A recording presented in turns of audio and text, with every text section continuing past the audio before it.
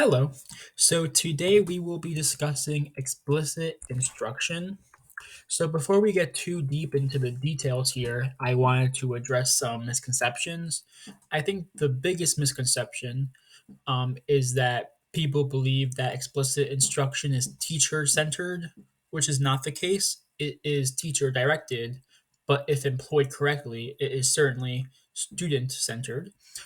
Some other misconceptions are that explicit instruction doesn't challenge students or that it is rote learning. So, like rote learning relates to kind of the drill and kill technique of teaching, where we drill in concepts and procedures into students' minds, and then it kind of kills their interest in the subject. Um, so, that is not what explicit instruction is. And lastly, there's a difference between explicit instruction and direct instruction. So direct instruction is more scripted. So it kind of follows a more scripted procedure. The teacher asks a question, and then the students are expected to answer in a certain way, as opposed to explicit instruction, which is more flexible. So it allows students to kind of venture off and explore things on their own for a little bit, and then the teacher will kind of bring everyone back together to discuss our findings. And I think these misconceptions will be kind of further addressed as we learn more about what explicit instruction is in the future slides here. So the explicit instruction model can be thought of as um, varying levels of teacher support. So initially, there are high levels of teacher support as they initially explain and model a new concept or procedure. And as time progresses, students can participate in guided practice in small groups, and then eventually they mature onto independent practice. So these latter stages certainly highlight how explicit instruction is still student centered, although it is teacher directed, um, especially in the beginning. So to implement explicit instruction, there are four main stages here. So first, there is the lesson preview. So in this stage, the teacher activates students' background knowledge by maybe exploring a phenomenon. They review and connect to previous lessons, and they also establish the relevance of the learning objective. So, for instance, if I was teaching trigonometry, I might talk about how trigonometry, like SOHCAHTOA, could be used to determine the height of a lighthouse, for instance, how it could be used in the real world to determine distances. Next up is modeling. So, through modeling, teachers lead students through practice of the concept or the procedure. It's important for teachers during this stage to explain their thinking. So, explain what's going on in their brains to kind of help the students understand what's going on. And also, it's important to um, ask students questions. Doing that kind of helps in two ways. For one, it checks student understanding, but also it helps to keep them engaged in the lesson. Then we have guided practice. So once the procedure and the concept has been modeled appropriately, students can start practicing on their own. So notice how this whole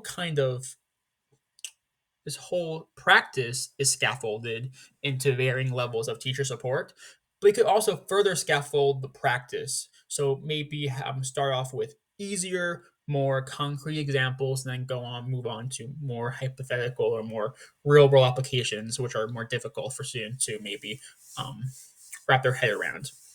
And then it's important to when you're giving these practice problems, and when students are practicing in their small groups, to provide corrective feedback. We don't want students to be practicing a skill incorrectly.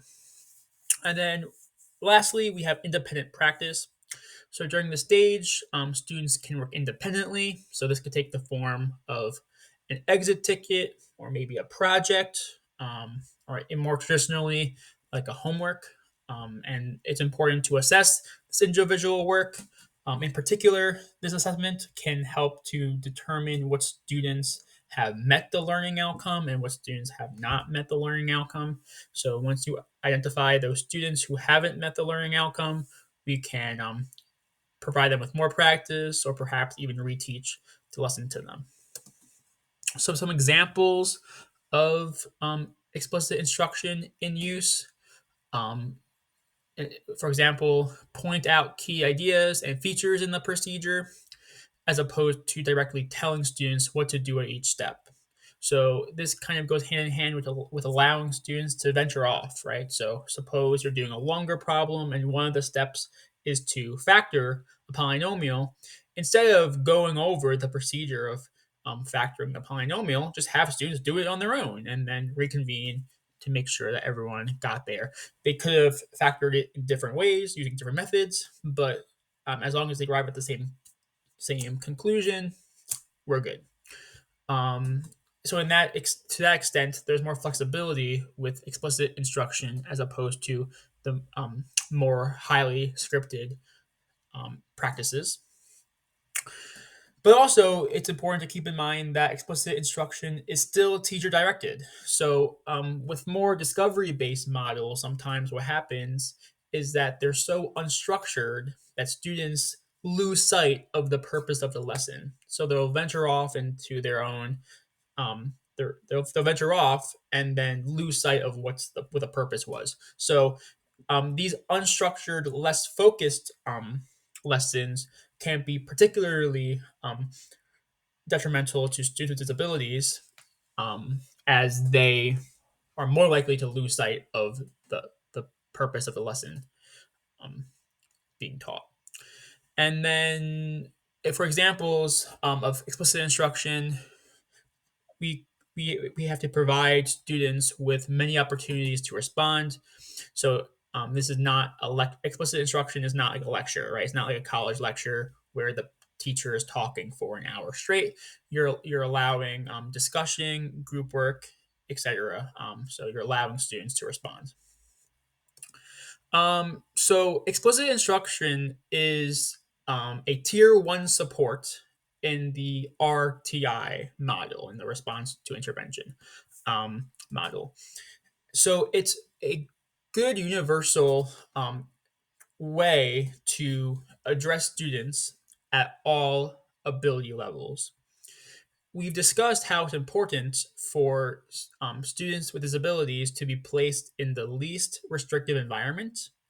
So, explicit instruction is a way to ensure that.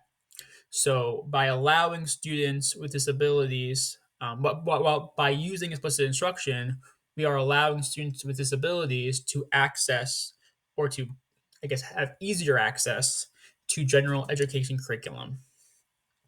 This high quality core instruction is important to meet the needs of diverse learners and to keep them in the general education classroom as much as possible. So when using different techniques that are less explicit in nature, it's easier for students with disabilities or who are struggling to lose sight of the goal. And if they're already behind, using like discovery learning or different techniques might not help them as much to meet the learning goals. So explicit instruction really helps to make the lesson at hand accessible to everyone. And in turn, if these lessons are accessible to everyone, it helps motivate and encourage all students, particularly those with disabilities, to succeed. So, what the research says, so explicit instruction has been shown to be effective in teaching mathematics to students with disabilities.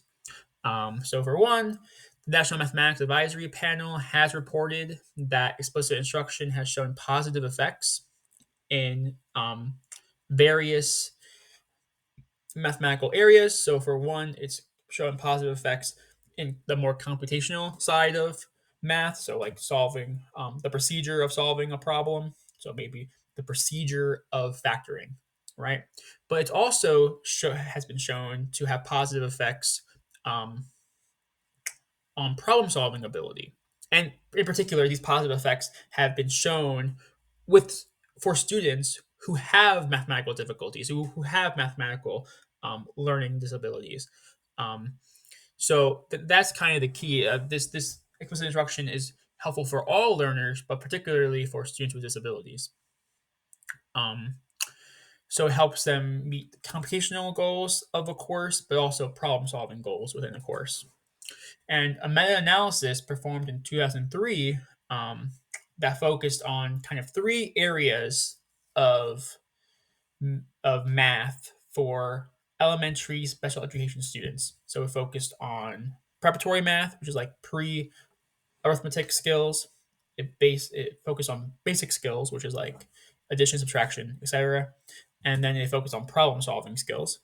And the meta-analysis, found that of the 50 or so articles that it reviewed, um, it found that explicit instruction was the most effective in teaching basic math facts to students with disabilities. So this was in opposition to other methods such as peer tutoring or computer assisted teaching. So it found that having that explicit instruction from a teacher was helpful in in in reaching students with disabilities, but in particular with helping them build their basic math facts, which means basic arithmetic, so like addition, subtraction, multiplication, division. Um, Also, explicit instruction is a culturally responsive evidence based practice. So, a systematic review in 2015, it was a literature review of 30 articles, found that more than two-thirds of the articles reviewed, I think it was 22 out of the 30 articles reviewed, recommended explicit instruction as a culturally responsive literacy practice. So clearly, it's important for students from of all ability levels to be able to read and write. This could be particularly challenging for socio-culturally diverse learners and for English language learners. So explicit instruction is particularly beneficial for them, um, and along with students with disabilities, in order to help them meet the literacy goals required of them. And I think this quote at the end here really was a point that was addressed that I haven't really thought of um, that deeply. So it was interesting to read, and I'm going to share it with you. They stated the discussion of explicit instruction has been argued from the perspective that language and literacy skills provide access to power. Therefore, if students are not explicitly taught what is needed to access power, they are not receiving fair and equitable educational opportunities. So this is definitely the case for literacy. So for students with disabilities and for English language learners, if they don't have access to properly use language and literacy, that certainly does affect their access to power, and they definitely do are struggle will struggle um, in their futures. But this is also seen in the math classroom too. You connected to the math classroom, where if students don't have a basic number sense, right, they could also suffer when taking out loans or just basic working with finances. It's important to have a basic number sense in order to not get manipulated by others.